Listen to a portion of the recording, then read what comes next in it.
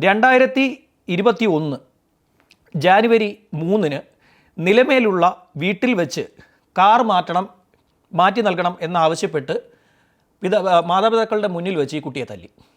ഇങ്ങനെ 2 വിഷയങ്ങളിൽ സാക്ഷിമൊഴികളുണ്ട്. അതുപോലെ തന്നെ ഡിജിറ്റലായിട്ടുള്ള തെളിവുകൾ ഉണ്ട്.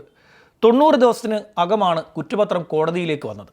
കോടതിയിലേക്ക് വരികയും ഇയാളുടെ 2022 മെയ് മാസം 23-ന് കൊല്ലം അഡീഷണൽ സെഷൻസ് കോടതി ഇയാൾക്ക് ശിക്ഷ വിധിക്കുകയും ചെയ്തു. ആ ശിക്ഷാവിധി ഇങ്ങനെയാണ്: ഇയാൾ ആത്മഹത്യയ്ക്ക് പ്രേരിപ്പിച്ചു, ഗാർഹിക പീഡനം നടത്തി, സ്ത്രീധനം ആവശ്യപ്പെട്ടു, സ്ത്രീധനം പോരാ എന്ന് പറഞ്ഞുകൊണ്ട് സ്വന്തം ഭാര്യയെ ക്രൂരമായി മർദ്ദിച്ചു, മർദ്ദനം പല തവണ ആവർത്തിച്ചു, അതുപോലെ പൊതുസ്ഥലത്ത് പോലും അപമാനിക്കപ്പെട്ടു ഭാര്യ. ഇത്തരം കാര്യങ്ങളെല്ലാം പരിഗണിച്ചുകൊണ്ട് അഡീഷണൽ സെഷൻസ് കോടതി 10 വർഷം തടവും 12,50,50,000 രൂപ ഇയാൾക്ക് പിഴയും ചുമത്തി. അങ്ങനെയാണ് ഇയാൾ ജയിലിലേക്ക് പോകുന്നത്. പിന്നീട് കുറച്ചു കാലം ഇയാൾ ജയിലിലായിരുന്നു. ജയിലിൽ കിടന്നുകൊണ്ട് തന്നെ ഇയാൾ പല ആവശ്യങ്ങളും പറഞ്ഞുകൊണ്ട് പരോളിന് അപേക്ഷിച്ചെങ്കിലും ഇയാൾക്ക് പരോൾ ലഭിച്ചില്ല.